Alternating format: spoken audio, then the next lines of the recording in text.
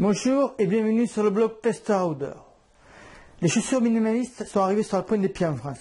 Mais comme aux États-Unis, le phénomène prend rapidement de l'ampleur.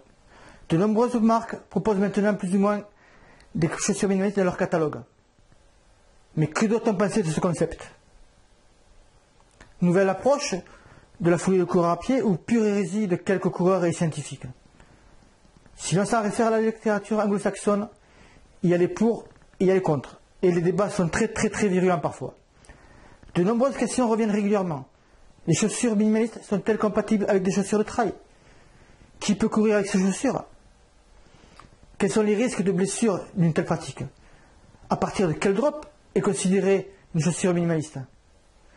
Comment doit-on modifier son entraînement pour réussir sa transition en chaussure minimaliste? Vous vous posez certainement aussi de nombreuses questions et vous allez pouvoir agir. J'ai le privilège d'interviewer prochainement Daniel Dubois, co-auteur du livre Barefoot et minimaliste, courir naturel, mais aussi ostéopathe. Ce livre est actuellement le seul livre français disponible traitant du minimalisme et de tout ce qui gravite autour, chaussures, matériel, blessures. Vous avez une chronique disponible de ce livre sur mon blog Tester Outdoor. J'avais déjà interviewé Frédéric Brossard, co-auteur du livre, et ce fut très enrichissant et instructif.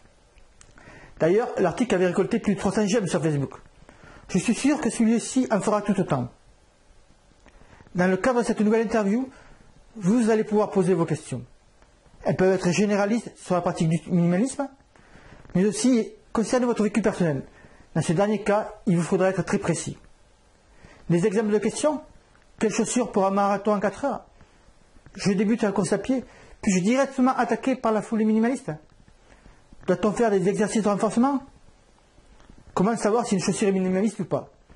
Pour cela, il suffit de poser vos questions en dessous de cette vidéo dans la partie des commentaires. Je vous attends avec impatience. C'est à vous maintenant.